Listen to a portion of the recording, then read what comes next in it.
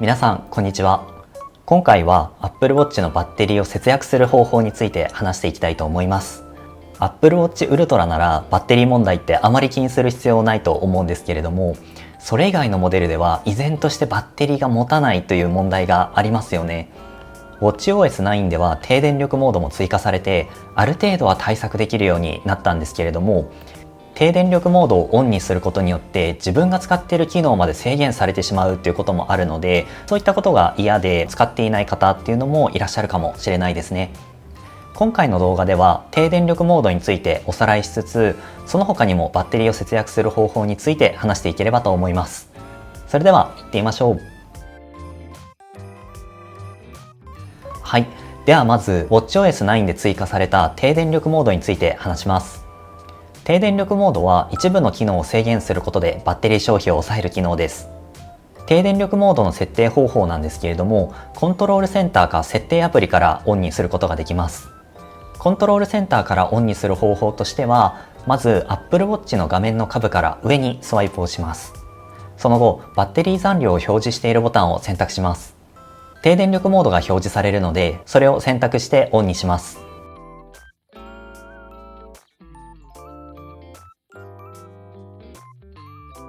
設定アプリからオンにする方法としては、設定アプリでバッテリーの項目を選択して、その後下にスクロールすると低電力モードの設定項目があるので、そこでオンにします。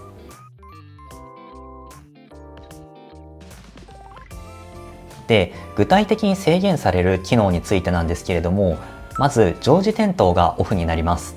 またですね、心拍数のバックグラウンドでの測定だったりとか、不規則な心拍だったり、高心拍数、低心拍数の時の通知がオフになります。さらに血中酸素レベルのバックグラウンドでの測定もオフになり、ワークアウトの開始のリマインダーというのもオフになります。なお iPhone が近くにない場合には Wi-Fi やモバイルデータ通信の接続だったり、着信通話と通知が利用できなくなります。結構機能が制限されているように感じるんですけれども、常時点灯がオフになる以外は意外とオフになっては問題ない方多いかもしれませんね。ただ補足として、低電力モードをオンにすると多少影響が出てしまう機能もあるようなんですね。その内容をここから説明していきたいと思います。例えば電話の発信に時間がかかる場合があったりとか、アプリのバックグラウンド更新の頻度が低くなったりする可能性があります。またですね、コンプリケーションの更新頻度が低くなったりとか、Siri の処理に時間がかかることもあるかもしれないというふうに公式では言っていますね。で、これまだありまして、一部のアニメーションであったりとか、スクロール操作がスムーズに表示されなくなる可能性というのもあるようです。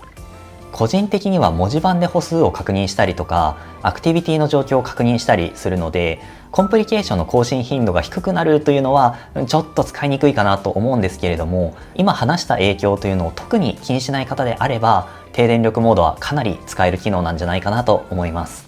はい、ここまでは低電力モードについて話してきました。自分に使えるかというのはもちろん人それぞれだと思うんですけれども、低電力モード使いにくいよという方ももちろんいらっしゃるかなと思います。そんな方向けに低電力モードを使わずにバッテリーを節約する方法についていくつか話をしていきたいと思います。まずはディスプレイの明るさを抑えるです。設定アプリを開いて画面表示と明るさを選択すれば設定できます。明るさを最低にしても表示が見えないことって意外と少なかったりするので、もし明るめに設定している方は試してみてください。次に手首を上げてスリープ解除をオフにするです。この設定方法も設定アプリを開いて画面表示と明るさから設定ができます。これをオフにしてしまうとかなり利便性下がってしまうので、あまりおすすめはできないんですけれども、バッテリー節約にはなるということで紹介をしました。次に不要なアプリの通知をオフにするです。 iPhone で Watch のアプリを開いて MyWatch のタブにある通知という項目を選択。通知をオフにしていいアプリ名を一覧から選択をして、その中で通知オフを選択していきます。これに関しては意外と設定してない方がいらっしゃるような気がしているので、もしですね通知いらないアプリがあればぜひ設定しておくと良いかなと思います。次にトランシーバーの機能をオフにするです。これを聞いた時にトランシーバーってなんだって思う方いるんじゃないでしょうか。僕も全然使ってなかった機能なので、存在に気づくまで買ってから結構時間がかかったかなと思います。もしこの機能を使っていないなら、画面を下から上にスワイプをしてコントロールセンターを開きます。その後、トランシーバーのボタンがありますので、それを押してオフにしましょう。次に、アップのバックグラウンド更新をオフにするです。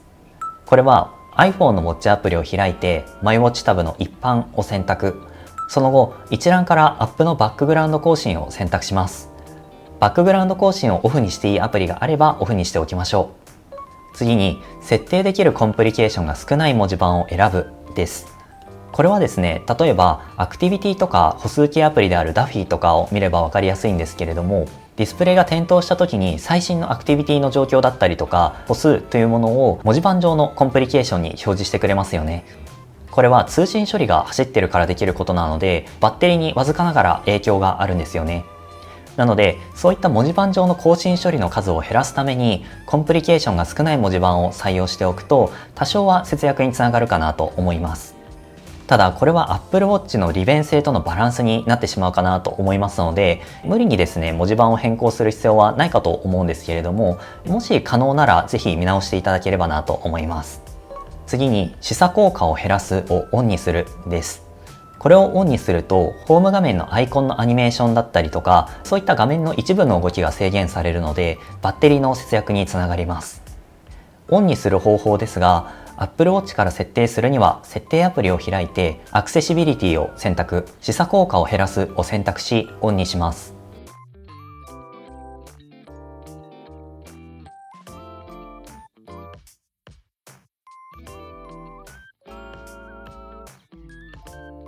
iPhone から設定する場合は、ウォッチアプリを開いて、マイウォッチタブにあるアクセシビリティを選択、視差効果を減らすを選択してオンにします。